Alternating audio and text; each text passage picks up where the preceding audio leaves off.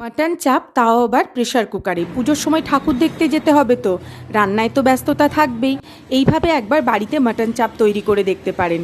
তার জন্য মাটনের মধ্যে দিয়ে দিয়েছি 4টে মতো পেঁয়াজ বাটা, দিয়ে দিয়েছি পেঁপে বাটা, আর দিয়ে দিয়েছি টক দই, শুকনো লঙ্কার গুঁড়ো, আর দিয়ে দিয়েছি স্বাদ অনুসারে লবণ, আর অল্প একটু চিনি, আর দিয়ে দিয়েছিলাম আদা বাটা।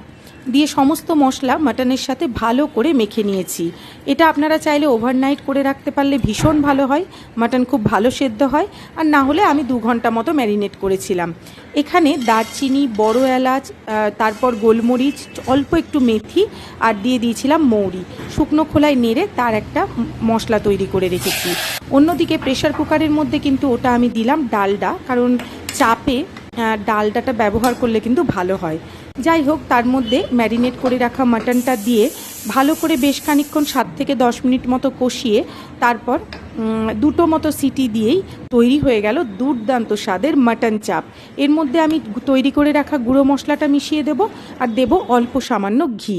ব্যাস, দারুণ স্বাদের মাটন তৈরি হয়ে গেল। কি দেখে লোভ লাগছে তো? বাড়িতে অবশ্যই এইভাবে একবার ট্রাই করে দেখবেন প্রেশার কুকারে মাটন চাপ।